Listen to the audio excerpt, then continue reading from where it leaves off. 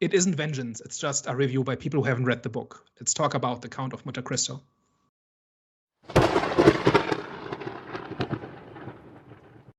Hello, everyone. Welcome back. We are back, the Out of the Storm podcast. So today we'll be discussing or debating the Count of Monte Cristo. So before we get into that, you already know what time it is, what part of the session this is, and this is us giving you movie recommendations. So, guys, what's the best recent thing that you've seen that you want to plug in our audience on? So I can go first. So the best thing I watched, I actually don't know if I said this last episode, but was... Is it Arcane again? It's not Arcane again. It could be Arcane. It could be Arcane every week, but it's not Arcane this week. It was Cross on Amazon. For those that don't know, this is about your typical kind of like detective story. There's a serial killer on the loose, and he has to sort of kind of like work to figure out what's going on. At the same time, something from his past is haunting him, where, you know, this particular person is stalking his family, threatening him. Essentially, his wife died, and this person is kind of like bringing back up his like dead wife's memories, as well as like stalking his kids and stuff like that. So yeah, what can I say? It's your typical kind of like, you know, detective kind of like action crime show. Is there anything specific about this one that was like of interest? I mean, the serial killer was interesting. His whole sort of purpose of killing was to recreate previous serial killers. So he would sort of abduct the person, repurpose their image to sort of match a previous serial killer to kind of fulfill his sort of like whatever fantasies he had going on, or sort of his worship of previous serial killers. To be fair, I'm kind of like waffling at the moment because there isn't anything that's like super outstanding about it, but it's just one of those shows that, you know, it's just like a people pleaser. It's like, you know, your typical detective story. There's some type of crime going on, and he solves it pretty much. So if you're into that type of show, then Cross is definitely worth checking out. I actually have a little bit of a rant about that. Like Amazon has been pushing the ads for that one really aggressively, and I really tried to figure out what the show was about, and it just wouldn't tell me. So this is my old bugbear of, hey, how about your marketing tells you what the show is about, instead of just, hey, new show, watch it. Yeah. And interesting. So what were they like pushing it as? Because I didn't. It's a cop show. Watch it. That's the marketing. Oh, I mean, I don't think I did a better job than what they did, because it basically is a cop show, basically. That's why I perked up a little bit when you started talking about it, because I said, hey, finally somebody can tell me what the show is about. I'm not gonna invest like several hours of my life just on the off chance it might be good, right? Somebody has to sell me on it, right? And the marketing sure isn't trying. I don't think I did a better job of it, to be fair, but it literally is just another cop show, and I don't think it does anything significantly better than anything that you've probably seen before in that genre. But it's just another good installment in that genre for anyone that likes that genre, is what I would say about it. Me, I don't know if I've mentioned this before. Yeah, so I was watching City of Gods, The Fight Rages On, based on a movie called The City of God, and I think the timeline is 20 years afterwards, and pretty much just shows kind of like the conflict between the police and traffickers and militias, like and how that like affects the community, and that's all kind of like happening in the favela. I think that's how you say favela, but yeah, in the hood of Brazil. And it's lit, man. It's crazy. It's fun. It's a fun watch. My type of show. Does it justify its existence? Because City of God is very much considered a classic by sort of most people that have watched it. It's one of the ones that, you know, people like, similar to what Gladiator was, where it's like it's a classic from the early 2000s. You know, probably shouldn't be touched, but they've turned it into a TV series. So in that sense of like kind of like viewing it as a classic, does the TV series do enough justice to kind of sort of continue the story, or is it just a bit of a money grab? I think it's justified, because it's like, for example, you know, with Batman and the Penguin, right? So even though, like, you know, like Gotham, for example, there's so many stories that you can tell in Gotham, similar to the favela. There's so many stories you can tell in the favela. I think it's definitely justified. There's a lot of stories that you can do in that hood of Brazil. So yeah, I think it's justified. Especially the acting is great. Obviously the performance, same thing, but the story is great. Obviously you see, I don't know if you guys remember, but there was a guy, the main gangster in the City of God. I think his name was Z or Little Z, one of them. But obviously the kids that, if you guys haven't seen it, apology spoiler, but so the kids that end up killing him in the movie, one of them, the main guy, I think his name is Lil Z in the actual series, he obviously grows up, and obviously you see him, I think he starts off in prison in the first scenes in prison. Obviously you see his story and how that ends up, you know, I wouldn't really say flourishing, but so far it's crazy. It's crazy. So yeah, I'd definitely say it's warranted. So the best thing I watched this week is A Pack of Lies from 1987. And this apparently made a fairly big splash when it came out, but I had not heard of it before. But I kind of stumbled across it randomly, and it's essentially the true story of these Soviet spies that got arrested in the 80s in London. Those events inspired a play which inspired the movie, and it's from the point of view of their friends and neighbors, right? So you've got this suburban middle-class family in like 1987 London or something like that, and it turns out that their best friends are these Soviet spies. And essentially, the government approaches them and says, "Hey, we need to stake out in your house because somebody on your street is up to no good." And they basically kind of make a nuisance of themselves a little bit, and they stay for weeks and weeks. And the whole thing is essentially like this really interesting drama. And it's mostly from the wife's perspective.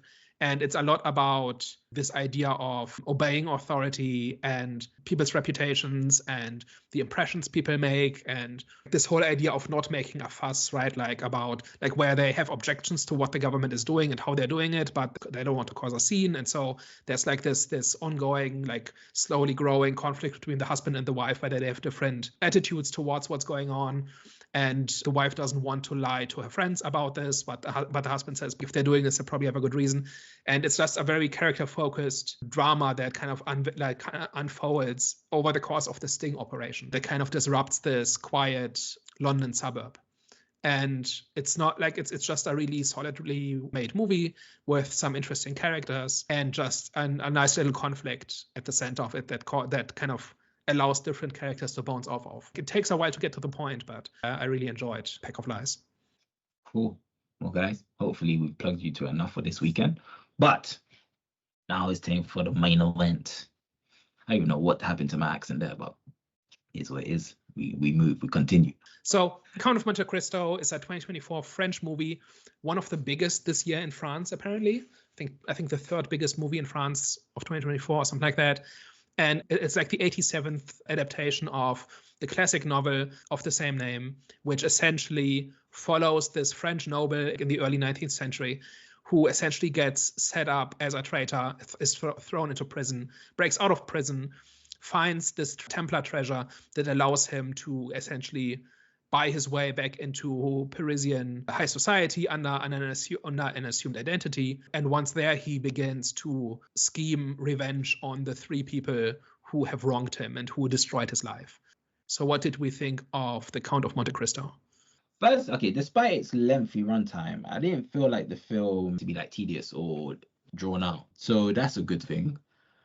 However, before I get to the however, in terms of what I liked how they kind of like emphasized the darkness in like Edmund's heart, especially when it comes for like the main theme, which is revenge. Like I don't know, if you, this is not really a spoiler. Well, okay, I'm not really gonna say a spoiler, but the church scene. We'll talk more about that later. But if you guys know what I'm talking about, when he also the church scene where he actually he's directly talking to God. That scene, I was like, whoa, this revenge. I'm saying his hatred and his revenge runs deep. But yeah, so I definitely liked how they kind of like they emphasized on that. I enjoyed the character dynamics that I was seeing on stage, especially between Dante and I don't even know how you pronounce his name. It sounds a bit Spanish, but Dante and and Haiti and Mercedes. I feel like that kind of like added the emotional depth to the story that was needed. It did feel rushed at times, which we'll get to why. So it was kind of hard to kind of like resonate with them because we couldn't see much. However, it was still kind of like, I felt like the relationship dynamics in this was a fun watch. It's hard. Apparently, this novel is like 1,400 pages. I think so. So 1,200, I think. Yeah, it's a doorstopper. And you could see it I think you can see in Act 3. Like I said, Act 3 was just very rushed. And like I said, it's hard adapting a 1,200 page novel. It's hard to say because I enjoyed the first act and I enjoyed the second act, but it's just like with the third act, because I think the ongoing theme also was like ongoing torment. That was kind of like how they were gonna get their revenge rather than just killing them. It was like they wanted to kill them slowly, if that makes sense. So and they were like, that theme was, I could see it happening in Act 1. I mean, in Act 2, that's when it proper, like, you could see the birth of it and you could see how it was going to transpire. But then they kind of had to rush into it. I think it could have been a great adaptation, but just not in the format that it was presented as. I think it should have been presented as a series, which is going to be a question I'm going to ask you guys as well later. But overall, I think it was Act 1, Act 2, I think for me was good. Act 3, that told me that, yeah, this should have been a series, not a movie. This was, I'd say, very enjoyable. This was a really good movie. It had you like emotionally invested in Edmond's story, especially sort of kind of like at the start, and you kind of see sort of the betrayal and the hardships that he kind of went through at that point. There was good emotional connections throughout this. The plot, I was like watching, kind of like seeing how it was all going to unfold. I thought it was going to be sort of a bit of a murder revenge, but actually sort of the method and the means that he went through to actually sort of take exactly his revenge was a lot more clever and a lot more personal for sort of everyone that was involved or everyone that wronged him. So I know you mentioned about like the courtroom scene, Jonathan. I actually think that was almost the perfect place for sort of what happened because of sort of people that were involved in this and the other. I thought that was like, the perfect place for that to happen. And like you mentioned about like the runtime, and you felt like there wasn't anything wasted. And whilst I understand, the first act and it sort of showing the depths that he fell to in the first act, I do feel like they could have probably tightened that up a little bit and used that additional runtime to sort of expand a little bit more on Act 2 and Act 3, because there was points in this movie where things were happening and it's just like you kind of just wanted more from sort of what you were getting, especially with the three sort of do I call them aristocrats or whatever, from the high side, the people that wronged him. You just kind of wanted a little bit more in depth from sort of part of like their perspective. And I think one of the kind of like main gripes I had with this was why they chose to like frame him in the first place. And maybe I missed it. But it was just like why they chose to frame him initially. And what was it all for? Like, what did it all mean? I know there was like the letter with sort of the woman on the boat at the start of the movie, but it was a bit like by the end of the movie, I was still confused as to why they sort of did what they did to him, essentially, which kind of took away from partly invested in sort of his motivation of sort of doing what he did. But I think overall, like, it's a very solid story. It's a very good, very clever sort of revenge story, not your typical sort of way for it to unfold. I think, a lot of the acting in this was, really good. And yeah, I was just like, I was fully invested and left wanting more. And I know I'm not a part 1, part 2, and I don't know how they would have made this into a part 1, part 2, but I know that there was a lot of stuff cut, and I wonder whether this could have fit into a part 1, part 2 type of movie, or even a series. I know you mentioned the series as well, Jonathan. So I've got good news for you, Hervé. There are 25 movie adaptations of this novel and about 30 TV adaptations. So I'm sure there's one that you like more. But I wanted more of this one. I know there's like loads of adaptations. I want more of this one and like the characters that we had in this one, and the actors that were in this one. Yeah, I don't know. Daniel, what's your thoughts? So I've had a rough time with movies over the last month or two, where most I've seen were just no good at all, even the ones that are quite popular, specifically Wicked, Gladiator 2, Venom 3, right? There was just a whole bunch of movies that just did nothing for me. And so I was really looking forward to this one. And for the first 8 hours or so of the movie, I was really on board, where the costumes were great, the acting was great, the pacing. I think the pacing is probably the weakest part of this, where I think they make a bunch of missteps in terms of what to elaborate on and what to abbreviate. Just to give an example, he spends a lot of time in the pit, but then there's not even a single shot of the Italian guy actually teaching him anything, even though 10 years passed, right? So that's just an example of where it felt a little bit odd in terms of what they chose to spend time on and what they didn't. And at a 3-hour runtime, it's like you have a lot of time, but you also have a lot of ground to cover. And I think adaptations like this live and die by those kinds of choices. And I think this movie makes a whole bunch of different missteps, and it's hard to judge if you haven't read the book.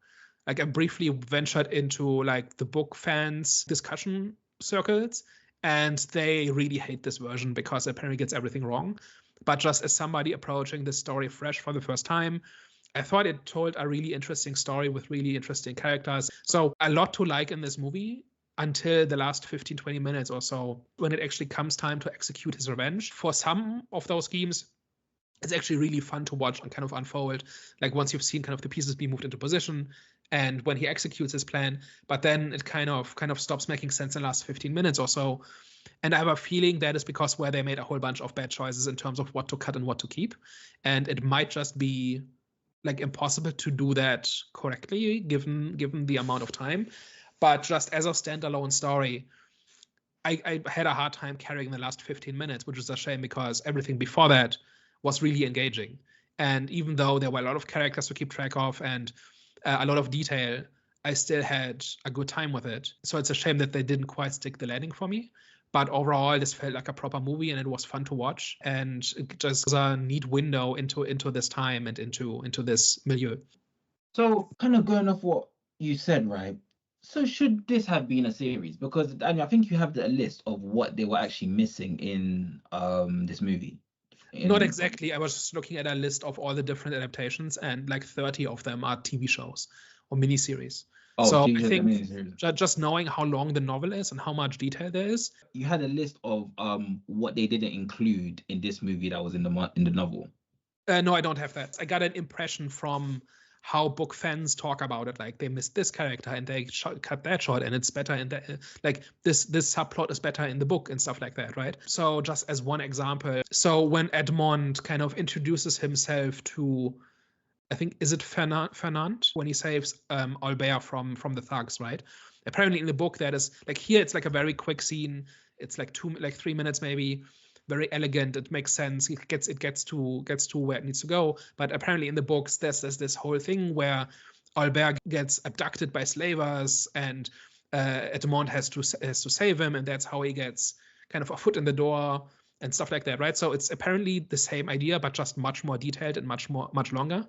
And I think that is the kind of change that an adaptation can and should make, where it kind of achieves the same thing in spirit, but then does it in much less time or in a much more economical way. And it seems like this movie sometimes gets that right, but on balance, it doesn't. At least that's how book fans talk about it.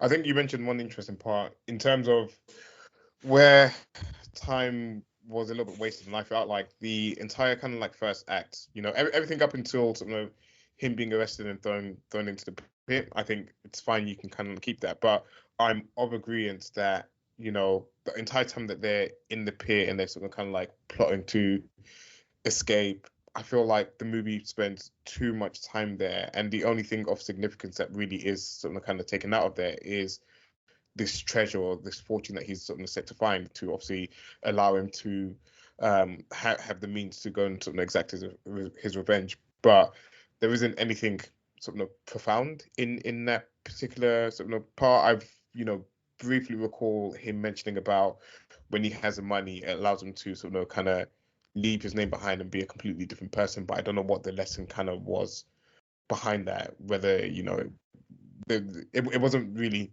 laid clear, and I feel like they really could have tightened that part of the movie up so that we could spend a little bit more time on the other side once he sort of reestablished himself, and spend a little bit more time on him, you know, just kind of stalking his prey, essentially stalking the sort of 3 men that he was looking to exact revenge on, because it's evidently shown that he's, you know, over a number of years, he's accumulated a lot of like knowledge and a lot of information. I feel like one of the reveals, I think it was like Heidi's one, because she kind of like appears in the movie, and I would be like, okay, so what's her deal? But then they eventually explain it at the end. But that essentially showed that he was doing a lot of like stalking and researching and understanding as to like the people that he was dealing with before going ahead with his plan. I feel like we could have spent a little bit more time on that aspect of it, as well as like him sort of setting up and laying out his plan.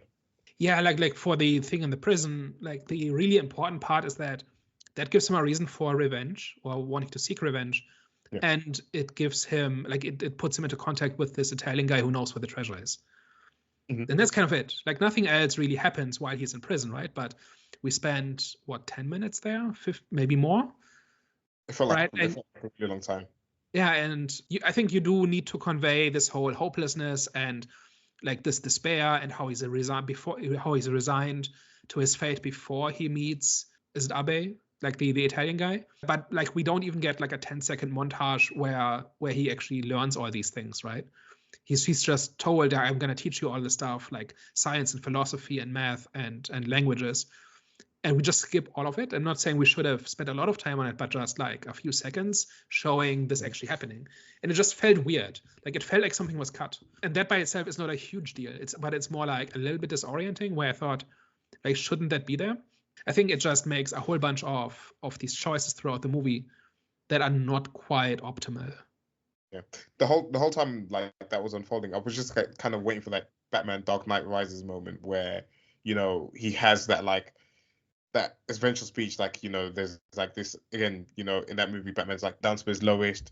He's like trying to like build himself back up, but he hasn't quite got that thing in him to sort of allow him to make that leap, essentially. And then he gets that like piece of wisdom which allows him to sort of, you know, go a little bit further and goes a little bit farther and sort of, you know, release that fear that he had inside of him. And I feel like something like that, and obviously it doesn't need to be to that level, but just something like that was, you know, what was needed in a particular part of the movie.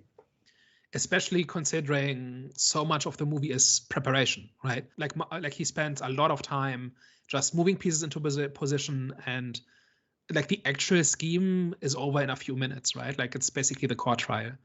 But like there's a whole bunch, like I think it's quite awkward how sometimes this information is seeded. Like this whole thing about what's the guy's name? The Villefort, right? The prosecutor, about how he essentially tried to kill his son because he's illegitimate and was then saved at the last moment. I think like that is a very quick scene, but it's really important, right? And then you have this, like one of my favorite sequences in the entire movie is when he invites his targets to this Paris mansion, right? And it happens to be the one where Villefort had buried his son, right? And he's essentially torturing Villefort throughout the entire thing because he keeps applying the pressure, right? At first, it's the house that he recognizes, and that could be a coincidence. But then he keeps adding detail, and he just keeps cranking up the pressure. And all his friends are delighting in how salacious the story is. And Villefort is just being tormented the entire time, and he cannot tell anybody, least of all his wife, right? And that ends up driving like a wedge between them, right? Because if I remember correctly, like that, like their reactions to that, like they essentially it kind of tips off the wife that he didn't in fact kill their son, right? And that kind of drives a wedge between them. But yeah, this entire scene. Yeah, it was his mistress, not his wife. Because no, she but was the wife married. Doesn't the wife know about? Or didn't he marry his mistress? I don't think the wife. Yeah, I don't think the wife knows. The mistress was the boat captain's wife. So he was sleeping with his wife. So it was still his mistress. But I think then the wife found out about it, right? Because anyway, but like it's like the way the fear of being found out kind of is applied to him. Like I wanted more of the movie to be this way, right? Where like he's without actually doing very much. Like he's just sitting there telling his story, but there's like all this pressure coming through the implications of what he's saying, right? Or what Villefort knows, but is not said outright, right? And like that was the part where I was having the most fun with the movie, I think. Okay, no, I agree. So how do you feel about so in terms of the themes, right? So revenge, like the whole plot, especially when it comes to plotting and kind of like the ongoing torment. Do you feel like that was executed well enough for it to be a movie, obviously based on a novel in comparison to the novel, or do you think that was rushed as well? So I mean, I'm not sure that revenge is exactly the theme, right? It's like it's about him seeking revenge, right? But like story-wise, there's not much going on with that. Like the plot is about him seeking revenge, right? But I think the underlying themes are more things like there's like I found this theme of false virtue, right? Where his friendship to Fernand is fake. His love to Mercedes is fake. The justice that Villefort dispenses is fake, right? So everything good in life is fake in this, right? And he kind of like exploits that a little bit, where nobody can really be quite honest with each other, and everybody's kind of built their lives on this fakeness, on these lies. And Edmond essentially kind of just exposes parts of it, and that's enough to make the entire house of cards fall down, right? So that was one theme I found in there. Yeah, I think what was interesting about that as well was just like how easy money was able to kind of like penetrate through sort of kind of like the fakeness and make him That feel too, accepted. And it was like even like the line about like not knowing if you're like a friend or an enemy or something like that, but like, you know, you've got like extreme amount of wealth or whatever, and you know, he just kind of was able to use that to kind of just gain so much favor and gain so much sort of trust out of these people, because it's like the one thing that they all respected was money and nothing else, and like you said, everything else around it was fake. Even like the relationships that sort of they had between them, you know, one was sleeping with the other person's wife, it was all like pretty much artificial and just propped up on just like their positions in society and sort of their status and their wealth and things like that. You guys think money was going to be such an influential factor when it comes to the main character? Because I didn't see him kind of using like weaponizing money for like when it comes to plotting against his enemies. In like, because you know, usually it gives you a hint with when the character's introduced, right? Or like something like foreshadowing and stuff. But I don't think I saw anything where I was like, okay, he's going to become super rich and he's going to use money to weaponize as a weapon against, you know, his enemies. Well, the money is basically a social cheat code, right? Because he has the treasure of the Templars, he basically has infinite money, and that means he can do anything he wants, right? He can create the appearance of nobility. He can buy anything, like any status symbol he wants. He just invents an English banker, which it took me a little bit to figure that out, because apparently in 1800 France you could just invent a person. And the government wouldn't catch on. Like Halifax was not a real person, right? Yeah. That's what I was thinking as well. When I saw him, I was thinking, wait, but who the hell is he and how did he? Yeah, I thought it was some guy they had bribed or hired or something, but no, it's just Fernand in a wig with the most amazing English accent. That was wonderful. Like a French actor speaking French with an English accent, trying to be as obnoxious as possible. Like I greatly enjoyed that. So seemingly you can just invent a guy, and you can just kind of get newspapers to print stuff, right? Like the money is not the goal, right? If money was the goal, he would just take the treasure and then go somewhere, move to America or something or whatever, right? And just live in luxury for the rest of his life. The money is what allows him to hack society, right? And to enact revenge, right? He can create the reality that he needs to exercise his revenge, right? And that means like seemingly nobody has heard of the Count of Monte Cristo before. Nobody asks any questions as long as he has enough money. Yeah. Right? Like I don't know if this is a plot hole or not, but surely somebody would ask, hey, like where does your family come from? Or whatever, right? Like we've never heard of the Monte Cristos before. You know what I mean? Like, well, wasn't there an addresser for that? Like, didn't someone address who he was in a line where I think someone said it doesn't matter, he's a king or he's a millionaire? I think it was the son. I think what's his name? Like I worry about details when he's rich. Yeah. No, like they do address it. It's more like, do these people not all know each other? Yeah, but it seems like that's that. So I'm guessing that's pretty much what the attitude was like, in terms of just like what it was like back in the day. If you're rich, and you did also say people can just make like, they can make. Yeah, and he presented himself to be like half Italian, half French as well. So he like kind of like come from Italy. So I think at the time you can maybe kind of forgive people for not having 100% knowledge of every wealthy person that was across the seas or across the land. He certainly has a story for why he was overseas for a long time and stuff like that, right? Which also makes him more interesting and more mysterious to his targets. Yeah, it's just that's one of those things where I'm not sure if that's a plot hole or if that's just how it was. I don't know.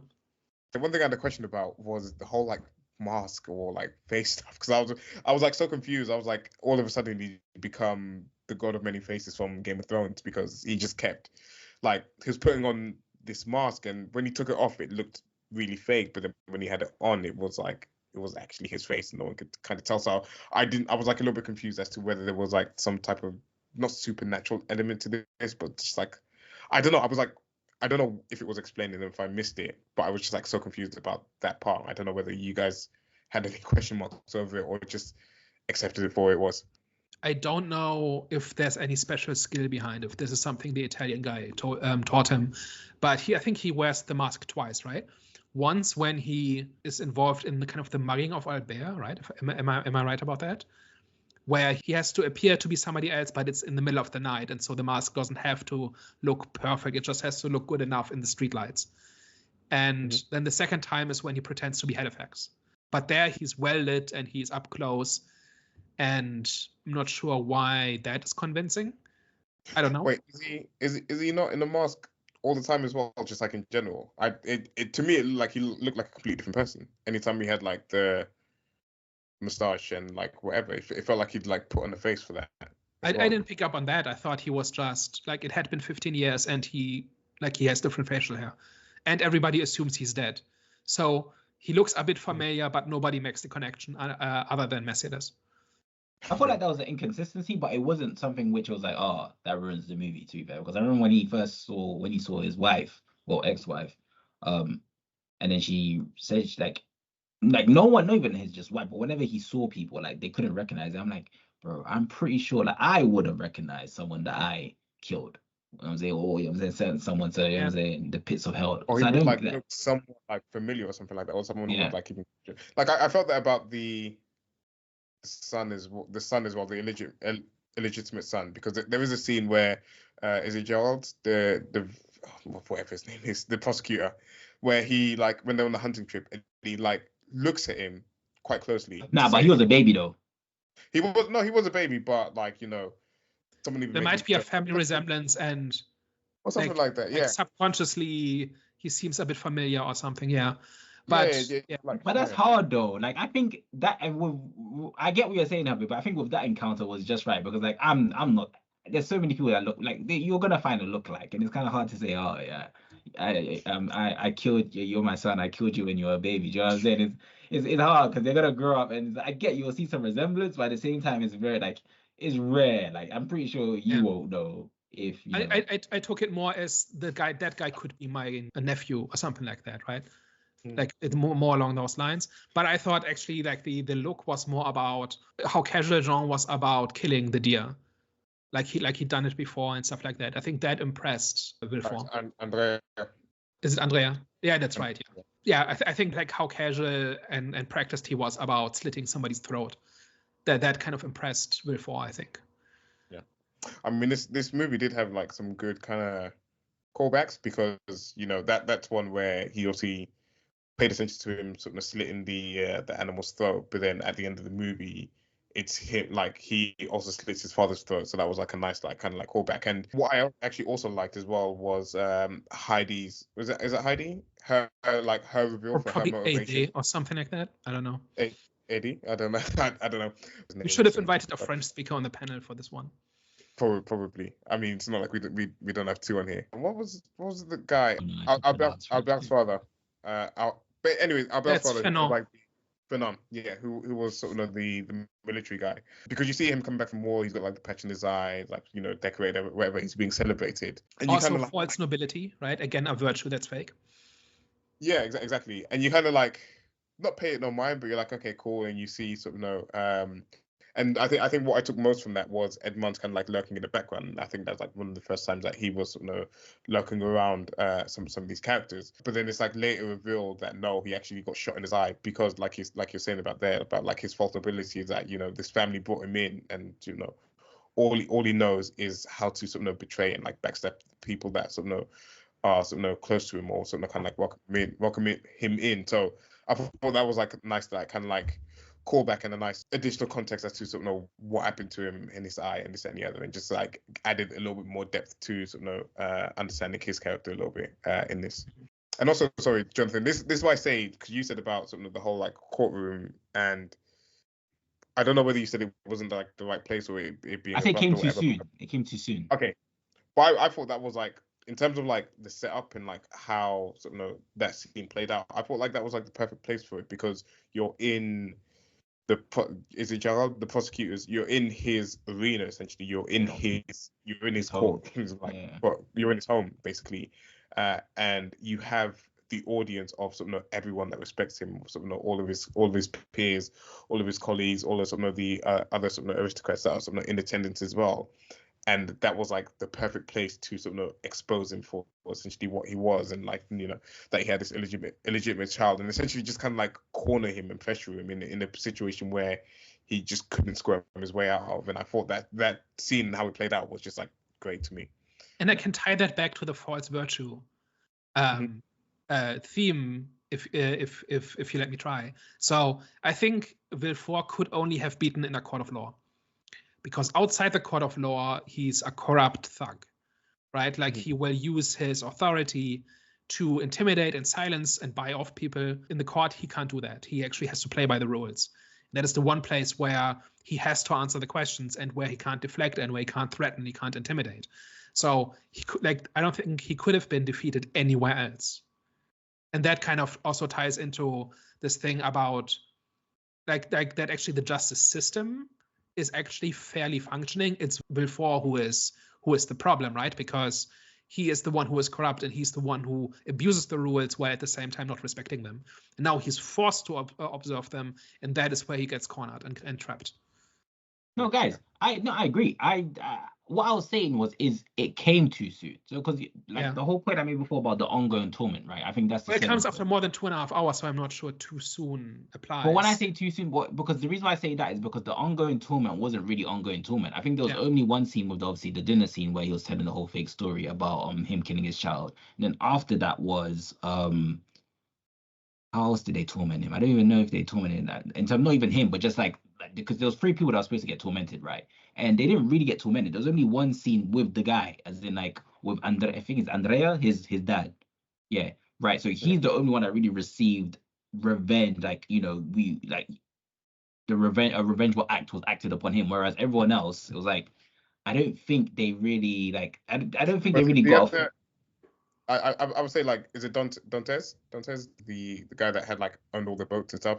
I feel like he was like perfectly manipulated, and his revenge was what he'd done to the previous person, where he made the ships disappear, and then inherited all of the guys wealth, or bought him out or whatever, and then magically the ships reappeared, and then Edmond essentially played the same tricks on him in this movie, in that he just kind of like kept manipulating him, again like seducing him with the money. Put him in a position where he thought that he was about to lose everything, or like gave him this like false sense of security, or like essentially played on his greed. Is essentially what he did. I was going to say it's the greed, right? Because he says, I'm gonna give you this, I'm gonna set up the situation where you need a loan, but I'm the only one who will give you the loan, and because you think I'm your friend, you will not question the small print. Yeah, and essentially because he's already seen. Sorry, it's because he's already seen his character in the sense of like people believe his stocks are plummeting, but he knows the truth behind it, and he feels like he's got that inside information that like the ships are actually there and they haven't been taken away. And this plot by like Lord Halifax, he's played on what he knows his intention and his characteristics are going to be. So whilst Gerald, the prosecutor, got a little bit more tormented, he got completely played and manipulated for the greed and for the gluttony that he had within him, essentially. So it was a different psychological game that he was playing with him. And the torment is not about taking his money; it's about him having to live in poverty for the rest of his life.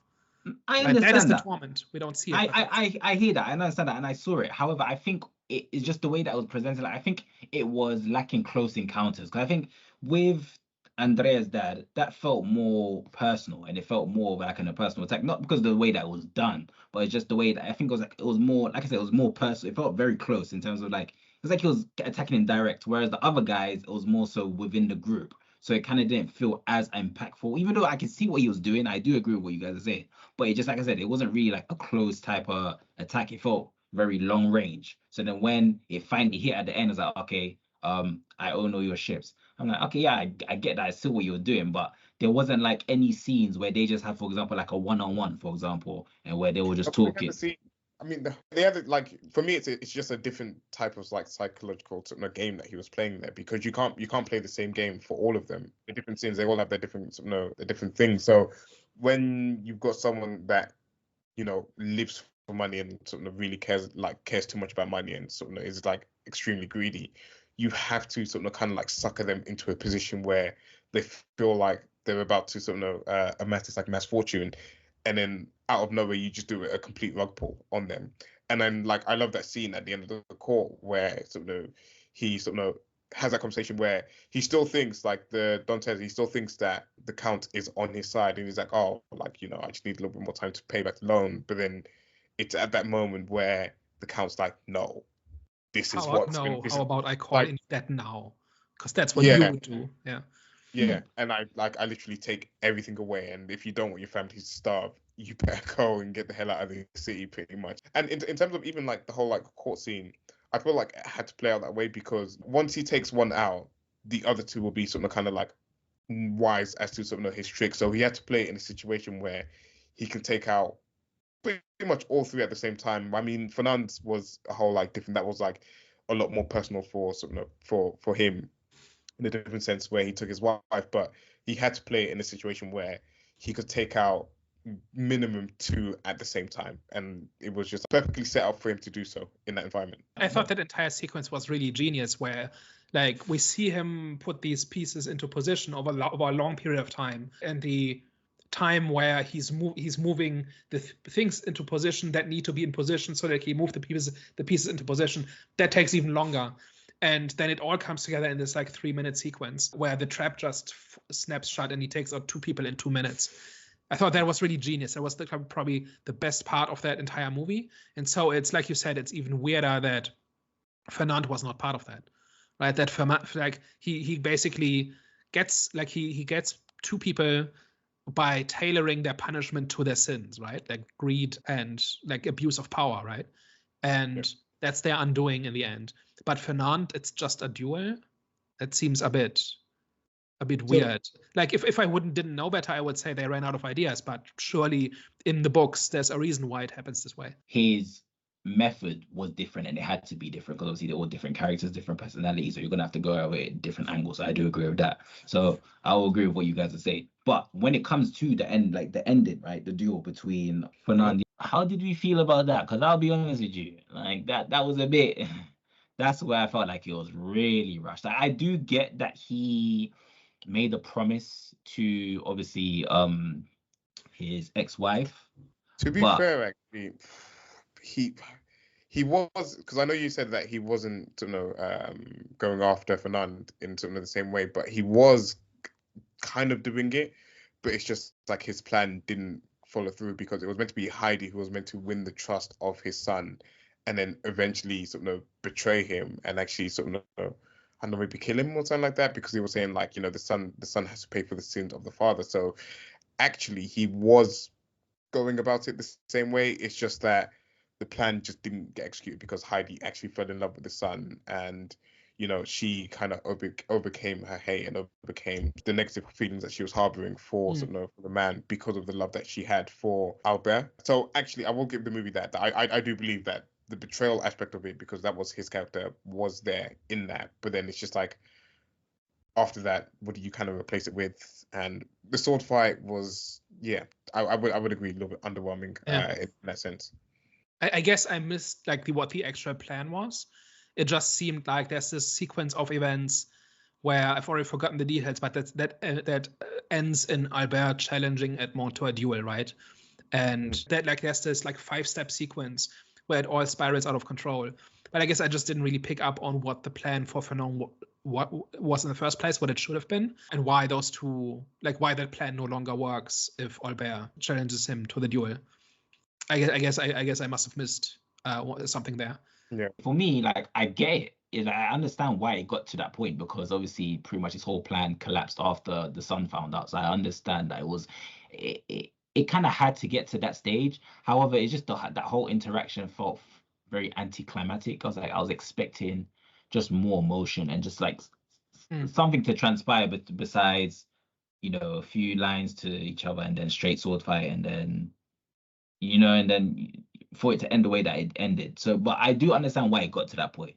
But at the same time, it just felt anticlimactic because it was such a build up, and then the build-up leads to him getting stabbed. I think as well because that one was meant to be the one that was most personal to him as well, because Exactly. that was one that was like closest to him. He was like marrying into that family, and then not only Wasn't that did his some of- niece?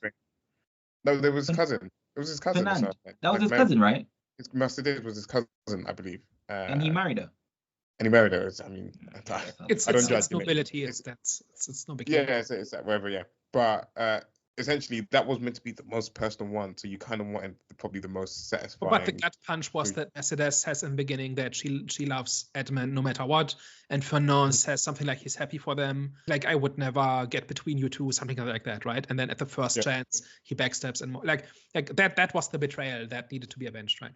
Pretty much, yeah. So I don't know. Does it make it a better story if this genius master plan works on 2 out of the 3, but not the third one, and then the third one just comes down to a sword fight? I would say if there was significant learning from Edmond's part on why his plan didn't work, like for Fernand, because again, it was, Heidi was upset about Andrea's death, and he was saying that in his like quest for like vengeance and and revenge, he was just like fueling more hate and more and more negative emotions into both of them, essentially, and just kind of like reminding them of the negativity and like the wrongs that had happened to them. And she was able to get past it. She was able to re-find herself in in Albert, and kind of like find kind of like a new purpose in life, whereas he was like so. I actually think it would have been more satisfying if he died, because he was like so focused and so solely about exacting his revenge that he probably should have fallen the sword at the end of the movie, because he wasn't able. He was like ultimately consumed by it, and he wasn't able to find the line. Maybe it could have been a case that where Mercedes was trying to like, she understands, but maybe try to like pull him out of the darkness that he was the darkness that he fell in. But yeah, the whole like the sword fight, he wins, and then he kind of like sails off into the sunset. It probably doesn't have that. It doesn't have that satisfying ending of a conclusion to this person that was done wrong and solely about revenge and vengeance. It doesn't quite have that I'm happy with how things ended off. So one thought I had about this as I was trying to process this movie, right? So there's a lot going on, there's a lot of characters, and that's already way cut down from what the novel apparently does. I got a very brief glimpse of the novel, and it's just much more complex than this. And I think there have been dozens of attempts to adapt this, and I don't know how good those are, but I had a little bit of a feeling like, just the synopsis of the novel, that this was kind of a Game of Thrones situation where you have all of these subplots and characters that, even if they seem insignificant, kind of all hang together and everything influences everything else. And so you have either, like, if you can't adapt the whole thing because it's too complex, but you also can't cut things because then it stops making sense. And pretty much every complaint I found from a book fan is that this, cutting this small character removes the emotional resonance from the plot of this other small character, and the connotation of this event is completely different because of that.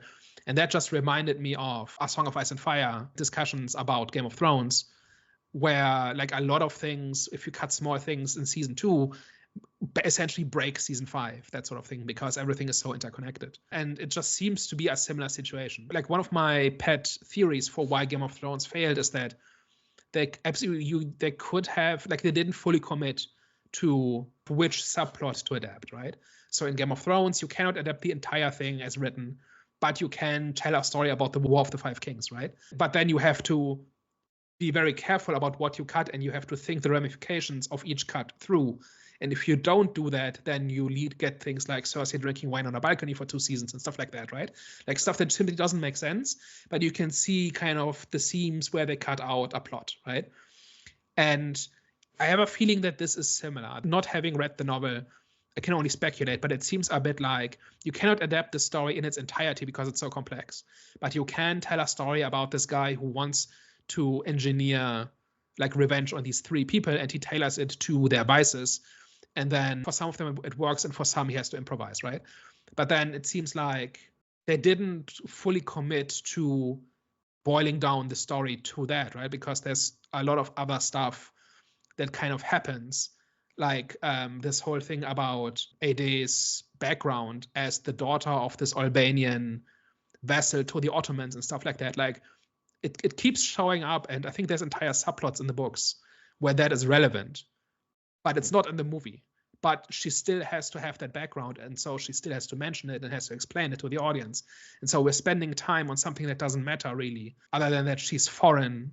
That seems to be the only way in which this matters, right? I don't know. It's like that's kind of the impression I got, is that they kind of didn't fully think through what they had to cut and what to keep if they wanted to tell the streamlined version of the story, because that seems to be the mission here. That it's like you take this massive story and this massive book, and then you try to tell that story in one movie, but you can't do the whole thing. You can only tell part of it.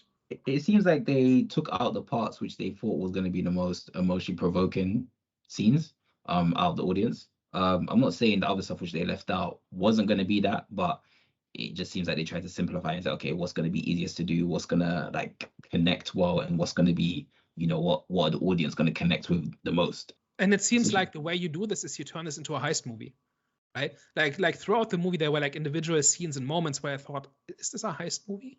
Like where it was definitely given money heist. Yeah, Money Heist 5, yeah. Yeah, right. Like where he was kind of moving things into position, and he was acquiring skills, and he was recruiting people, and that's the planning phase of a heist movie, right? And would this have been a better movie if it had followed the template of that and was more focused on that? I think so. Yeah, possibly. Like if the entire focus is on engineering the revenge, that's functionally a heist, right? I think it depends on character motivation, though, because one of the characters' motivation was to hide a secret. The other one was pretty much money, and then the other one was for love. So it's like if they just revolved it around heist, like just a heist, then that's kind of hard to kind of like, you know, bring. No, I don't mean a literal heist. I mean like in terms of structure, right? Like in a heist movie, you have something you want to acquire, right? And so you hire experts who have the skills, and then you make plans and you move things into position, and maybe you infiltrate a place, right? And then you execute a plan, and then the plan doesn't work, and then you have to improvise. And then in the end, the thieves get away, either in part or in full, with what they wanted. And so here, Edmond wants revenge, right? He doesn't want to steal something, but he wants to execute revenge.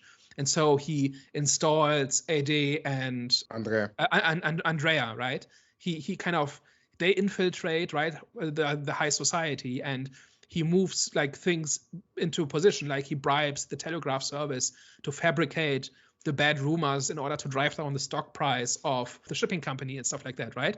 A lot of these pieces smell like a heist movie. Yes, right? sorry, I get what you're saying now, but I think that would have been a way longer movie. So for example, like let's say for example, it was a thing where he was trying to win the love of, you know, his ex-wife. There would have been different encounters where obviously he would have failed, improvised again, succeeded, but then failed again, and then had to go retract his steps, like his steps. Like for example, like in Money Heist, so many times where the professor failed and he just had to improvise on the spot, but it took us into different, like it took us into like episode 2 in order for him to improvise on the spot and change his plan. So I think it would have worked well with the series, even though I get it, there has been more adaptations, the series adaptations and stuff like that. But if it was to follow the whole kind of like Money Heist rule, in terms, I think I agree they should have done that, but at the same time, I think it would have took, like, it would have been hard to do in 3 hours. It just seems like if you want to tell a slimmed down version of the story, it just focuses on pulling off the revenge. That's a way to do it.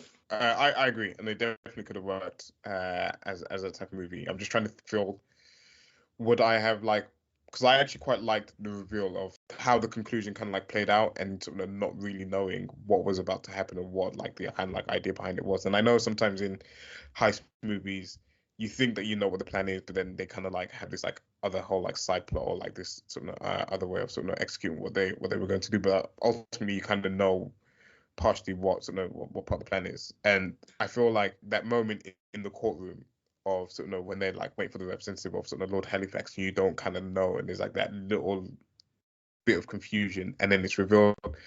I really like that, and in this movie, I really like that moment. So it's just like trying to like picture what something like that would have looked like in a heist movie.